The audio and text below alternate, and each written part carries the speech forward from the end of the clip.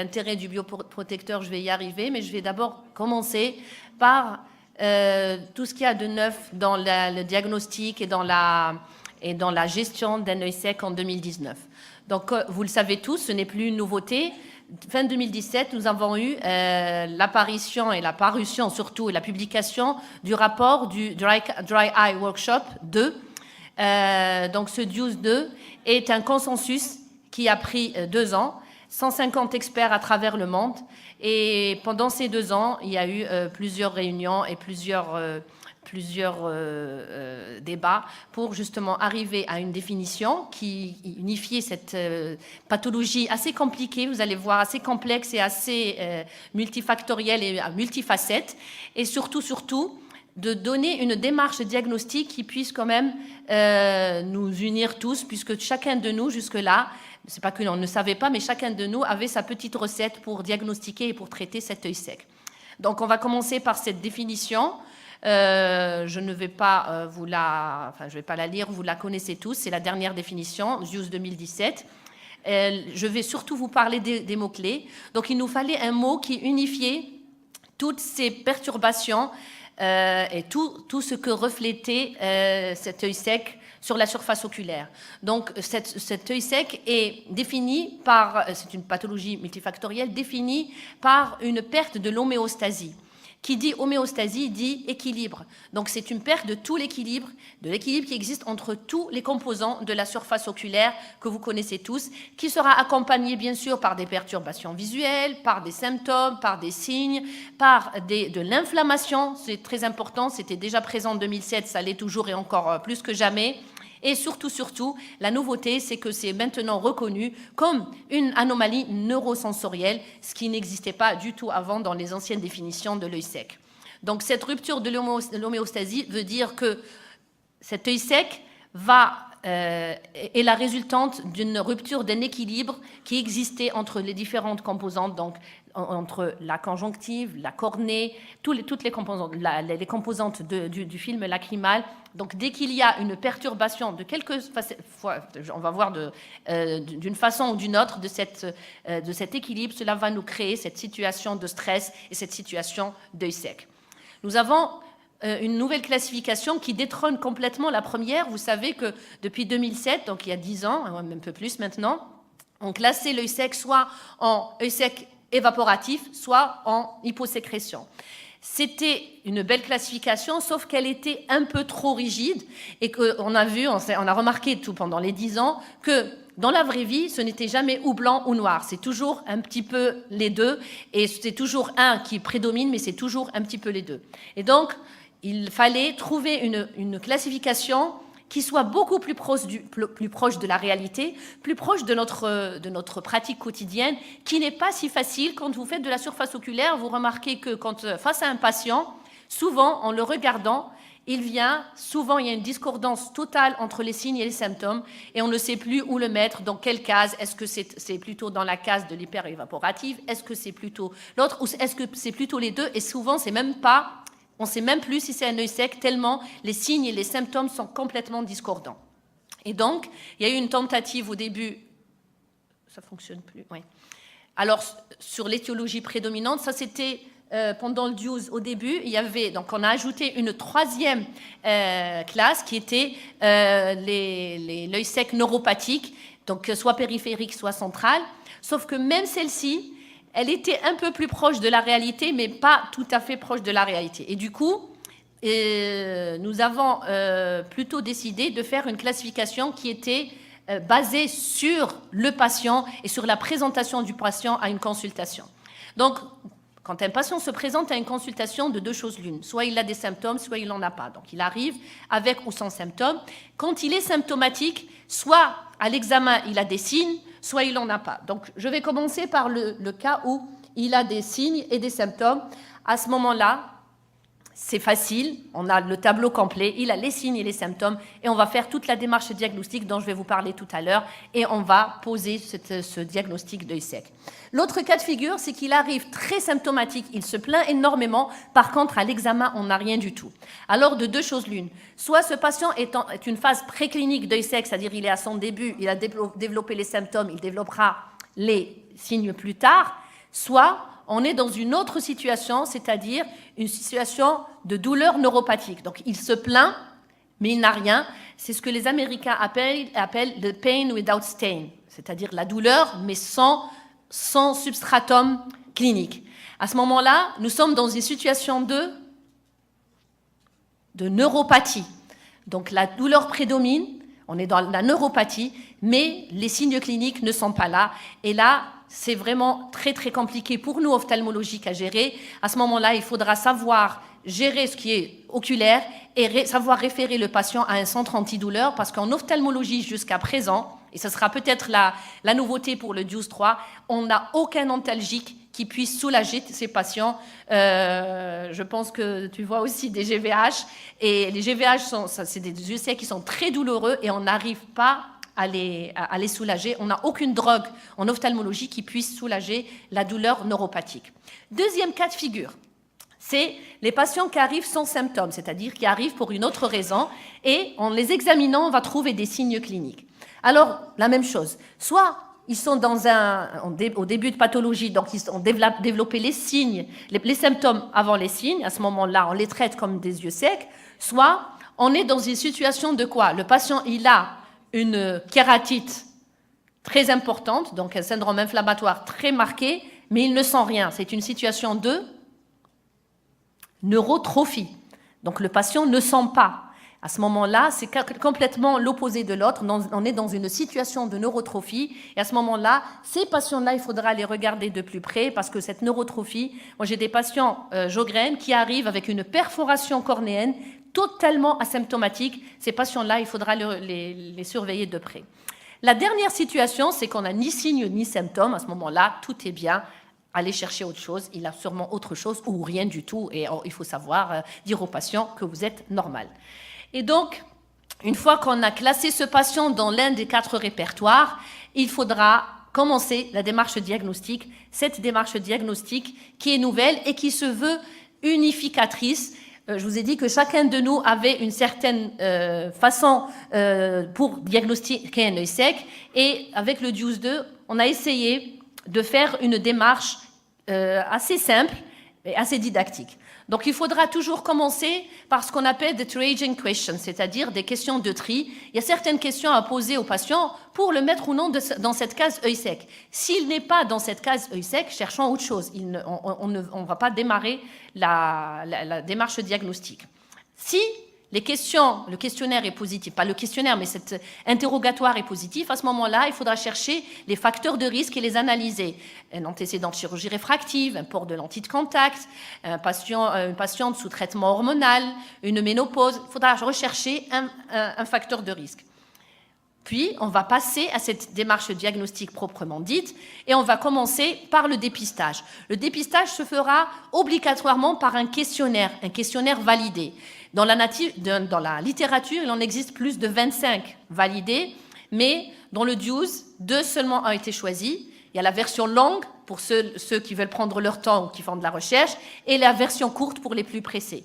Donc la version longue, c'est l'OSDI, l'Ocular Surface Disease Index, qui comprend 12 questions, et à la fin, on arrive à un score, on calcule un score. Ce score doit être supérieur ou égal à 13 pour justement poser aller plus loin dans la démarche diagnostique.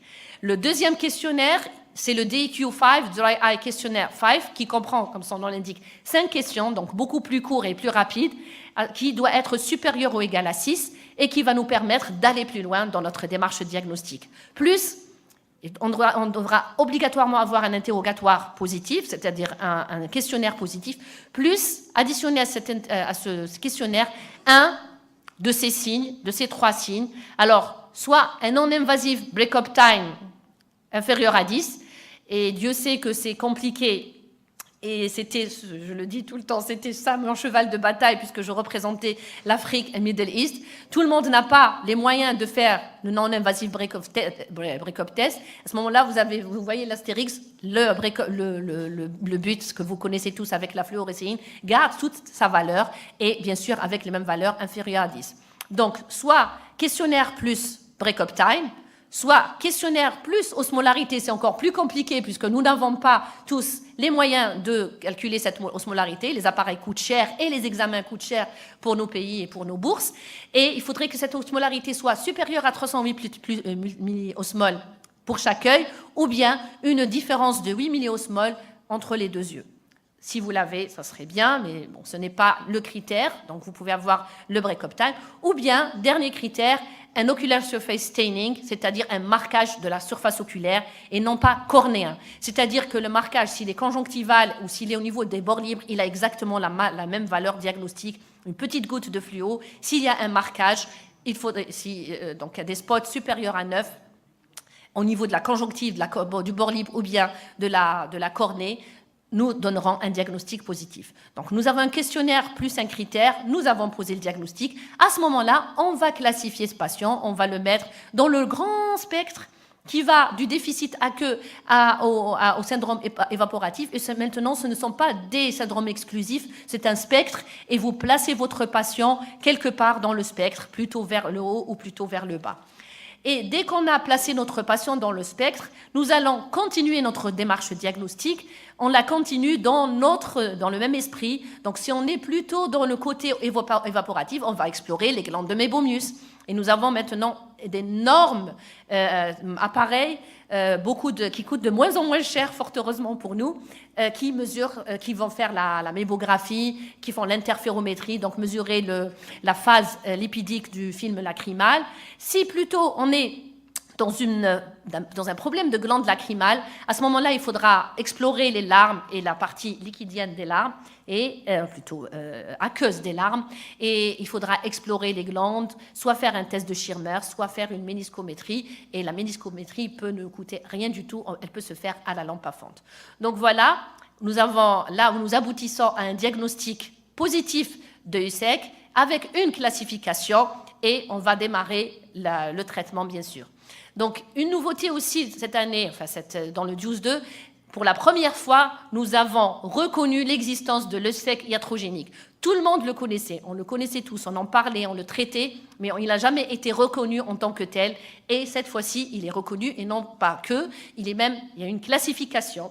Donc, cette classification, il est classé soit induit par des drogues, qu'elles soient topiques ou systémiques, soit induit par les lentilles de contact, soit induit par la chirurgie, donc par nous-mêmes chirurgiens, soit, bien sûr, la plus grande chirurgie pourvoyeuse d'œil sec, c'est la chirurgie réfractive, mais pas que, la cataracte. Désolée, Mariam, je sais qu'on se... Mais on a trouvé un compromis, comment faire pour traiter ces patients, n'est-ce pas? La chirurgie de la cataracte, la kératoplastie. Donc, à chaque fois, vous revenez toujours à la définition, à chaque fois qu'on va faire quelque chose qui va rompre cette homéostasie, à chaque fois qu'on va toucher à un composant de cette surface oculaire, on va rompre cet équilibre et induire cet œil sec. Vous avez aussi toutes les procédures, le cross-linking, la toxine botulique, toutes les procédures cosmétiques qui ne font qu'augmenter. Nous avons maintenant l'émergence de d'yeux secs dû à des implants de cils, de faux cils. Il y a vraiment beaucoup. Il y a des procédures cosmétiques en Asie avec des tatouages au niveau de la sclère.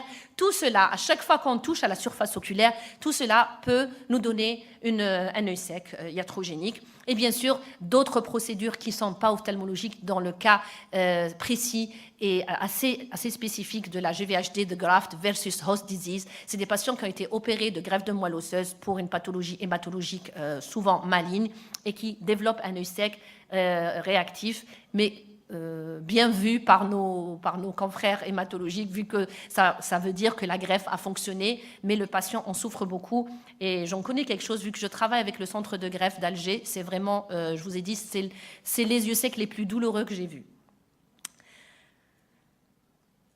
Donc, retour un petit peu à ce cercle vicieux du professeur Baudouin de la physiopathologie. Comme vous avez vu, vous le connaissez tous, il y a un déficit, on ne sait pas par où ça commence, de toute façon c'est toujours l'histoire de tous les cercles vicieux, l'histoire de l'œuf ou de la poule. Alors il y a toujours une instabilité du film lacrymal qui va engendrer cette hyperosmolarité, une hyperosmolarité qui ne peut pas être supportée par la surface oculaire, qui va rompre cet équilibre, qui va induire une souffrance cellulaire, une apoptose. Cette apoptose va stimuler les terminaisons nerveuses, appeler des médiateurs de l'inflammation, créer une inflammation de la surface oculaire qui elle-même va engendrer une instabilité du film lacrymal. Et vous avez vu qu'on a introduit dedans aussi la boucle des dysfonctionnements mébomiens, vu que c'est exactement la même démarche au niveau de la genèse.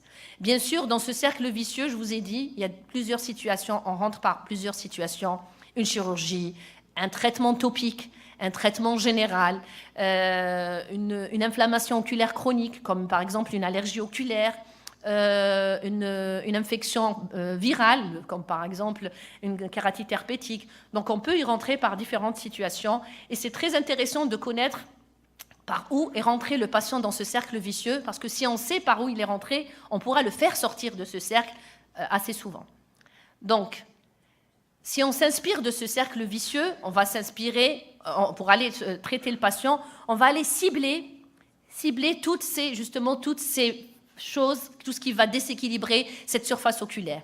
Donc, un déficit, une instabilité du film lacrymal va être traité par une supplémentation lacrymale, par une rétention d'eau, en mettant par exemple des bouchons méatiques, par exemple. L'hyperosmolarité, on va donner des larmes artificielles hypoosmolaires, donc essayer d'équilibrer l'osmolarité. L'apoptose, on va essayer de l'éviter en donnant des osmoprotecteurs. L'inflammation, qui est un facteur qui est présent tout le temps, omniprésent dans la sécheresse oculaire, il faudra la traiter par les anti-inflammatoires, qu'ils soient stéroïdiens ou bien la cyclosporine, traiter les dysfonctionnements mébomiens. Donc si on a compris le cercle, on pourra cibler notre thérapeutique.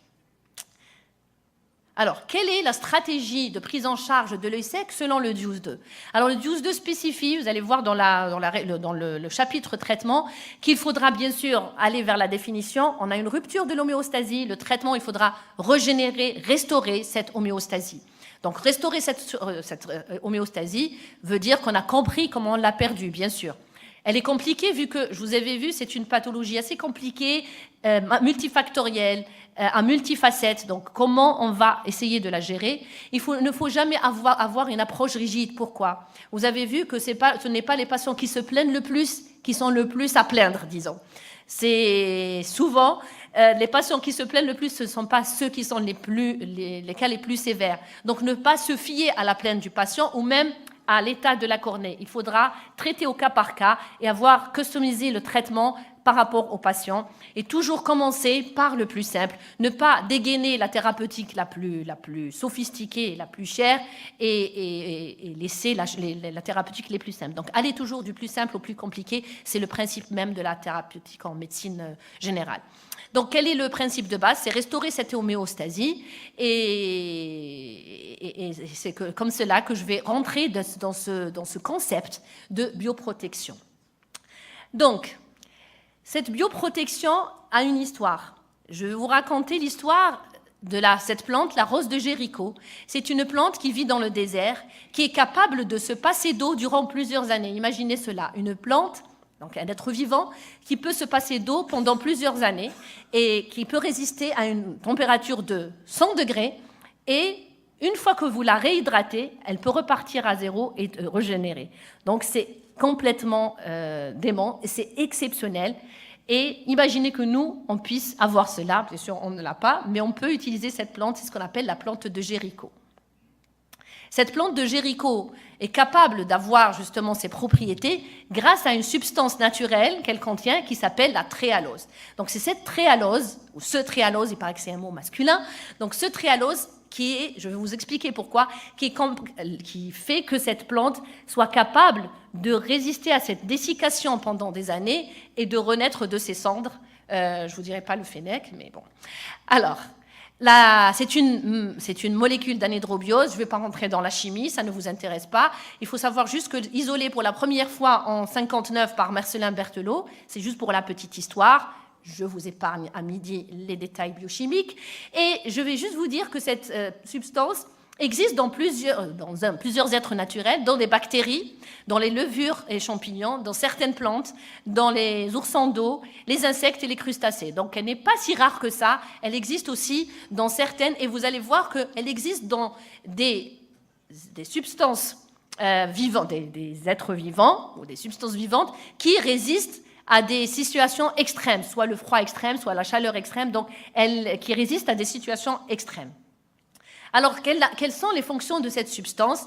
Elle des réserves de carbone et d'énergie parce que c'est du sucre, et elle va assurer la bioprotection des cellules par l'osmorégulation. Ça vous dit quelque chose? L'osmorégulation, on vient d'en parler dans le cercle vicieux, et va protéger contre les situations extrêmes, je vous ai dit, le gel, la chaleur, la dessiccation et tout le stress oxydant.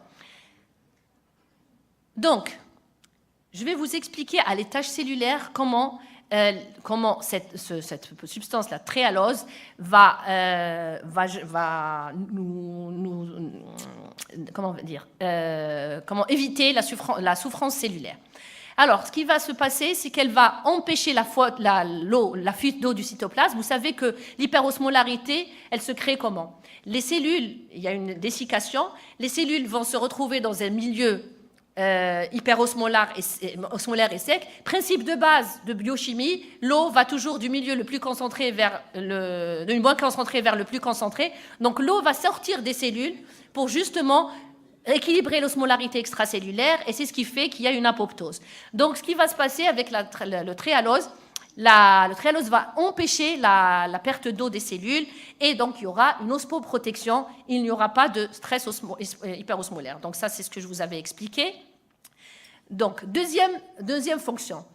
Ce qui va se passer, c'est quand on est dans une situation de stress et de dessiccation, il va y avoir une destruction architecturale des protéines cellulaires. Bien sûr, elles vont se dessicquer, elles vont se ramollir et elles vont se détruire. Leur architecture va être détruite. Alors, ce qui va se passer avec le tréhalose, il va protéger les protéines cellulaires de cette déstructuration et de cette destruction, sans rentrer dans les détails, et il va préserver cette architecture de ces protéines. Donc, vous voyez, la cellule, même si elle est dans une situation de stress sévère, les protéines ne se dénaturent pas. C'est ce qui permet qu'après, elles peuvent redémarrer à zéro puisqu'elles ne se sentent pas dénaturées. Et donc, stabilisation des lipides et protection des protéines. J'ai parlé trop vite par rapport à mes slides. Donc, voilà. Et donc, vous voyez, nous avons une osmoprotection, stabilisation des lipides membranaires, donc les cellules, la membrane cellulaire reste stable, elle ne perd pas d'eau, il n'y a pas d'échange, protection des protéines, et, à mon sens, la fonction la plus originale et la plus intéressante dans cette molécule, c'est l'induction de l'autophagie. L'autophagie, c'est quoi? C'est l'éboueur de la cellule, c'est-à-dire l'auto-nettoyage de la cellule. Vous imaginez une molécule qui puisse induire cette autophagie au niveau de la cellule, donc elle lui permet de ne pas accumuler de produits toxiques et donc de ne pas qu'il n'y ait pas d'apoptose. Donc vous imaginez une seule protéine, enfin une seule substance qui puisse faire tout ça. Est-ce que cela vous rappelle quelque chose? Si ça bon, je ne vais pas vous parler de l'autophagie pendant 2 heures.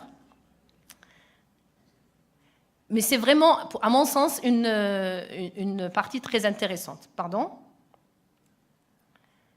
Pourquoi ça fonctionne? Ça ne revient pas en arrière. Je veux revenir une slide en arrière, c'est possible? Voilà.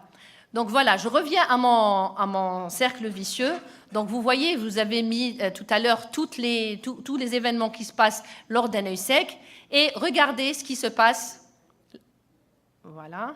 Donc regardez tous les sites d'action de cette molécule. Elle va hydrater, donc elle va nous gérer l'instabilité du film lacrymal. Elle va traiter l'hyperosmolarité, traiter l'atteinte tissulaire et l'apoptose. Avec une seule molécule, vous jouez sur plusieurs facteurs au niveau du cercle vicieux de l'œil sec. Donc, je n'aime pas parler produits, mais pour une fois, je suis obligée, vu que de toute façon c'est lié. On va parler du théalose, qui est un collyre mouillant qui contient la tréhalose et de l'acide hyaluronique. Je ne vais pas en parler 10 000 fois, je pense que vous avez compris. Il y a plusieurs preuves expérimentales que je ne vais pas développer, mais il faut savoir que les expériences ont été faites in vivo et in vitro, et à chaque fois, le théalose a guéri les lésions épithéliales superficielles et a géré l'hyperosmolarité dans toutes les études qui ont été faites, donc je passe très vite. Et aussi bien dans la phase préclinique que la phase clinique, est efficace dans le traitement de l'œil sec modéré à sévère, ressort comme étant le meilleur traitement quand on l'a comparé à d'autres molécules, les molécules qu'on utilise de tous les jours pour l'œil sec. Et bien sûr, l'effet est synergique lorsqu'on l'associe à de l'acide hyaluronique. Donc, pour terminer, je vous ai parlé de la physiopathologie et de la démarche diagnostique de l'œil sec. La démarche thérapeutique était justement de restaurer cette homéostasie. Si on pouvait restaurer cette homéostasie, ne serait-ce qu'un petit peu, en agissant sur tous les éléments du cercle vicieux, ça serait bien, surtout si on a une molécule sans conservateur. Et bien sûr, pour conclure, je vais vous dire qu'au niveau du DUSE2, l'originalité, c'est que c'est la première fois que quand on parle d'œil sec, on est proche du patient. Vous avez vu la démarche, la classification est très proche du patient. La démarche diagnostique est proche de notre vraie vie. Surtout, c'est la première fois qu'on parle de qualité de vie. Et j'insiste, s'il y a un mot à retenir et quelque chose à retenir de cette conférence, c'est que ces patients-là, même s'ils ne ressentent rien, ils souffrent beaucoup. L'œil sec est une vraie pathologie, une vraie pathologie invalidante. Elle a été comparée dans plusieurs publications à une fracture de la hanche invalidante ou à une angine de poitrine. Vous imaginez avoir une angine de poitrine tout le temps ou une fracture de la hanche tout le temps. Donc ça a été comparé à cette souffrance. C'est des patients qui souffrent. Pensez à leur qualité de vie, quelle que soit la molécule que vous allez prescrire, mais pensez toujours à cette homéostasie qui a été perdue, comment la restaurer et comment rendre une qualité de vie à ce patient. Et je vous remercie.